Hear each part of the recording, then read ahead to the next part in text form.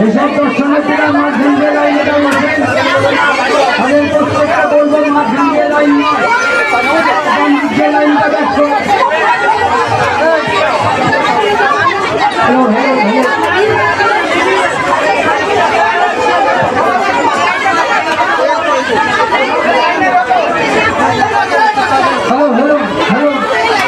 যেসব দর্শনার্থীরা মাঝখান দিয়ে লাইনে ঢুকেছেন তাদেরকে বলবো অবশ্যই বেরিয়ে আসুন।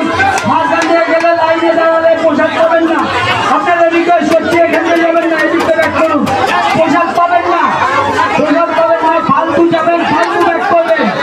লাইন ছাড়া যেসব আমাদের ভক্তবৃন্দ আছে প্রত্যেকটা বলবো লাইন ছাড়া কাউকে পোশাক দেবে না, যারা মাঝখানে যাবে না আপনাদের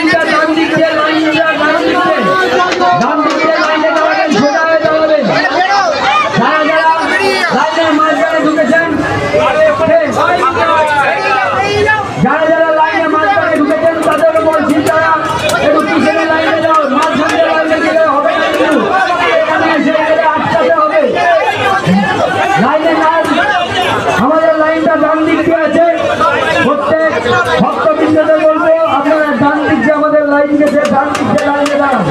মাঝখান দিয়ে কেউ যাবেন না, মাঝখান দিয়ে কেউ যাবেন না, আমাদের লাইনটা ডান দিক দিয়ে। মাঝখান দিয়ে গিয়ে আপনি কোনো রকম পোশাক গ্রহণ করতে পারবেন না। রামেশ্বর নতুন পোশাক গ্রহণ করতে গেলে আপনাকে ডান দিক দিয়ে লাইনে দাঁড়াতে হবে। যারা যারা মাঝখান দিয়ে ঢুকছেন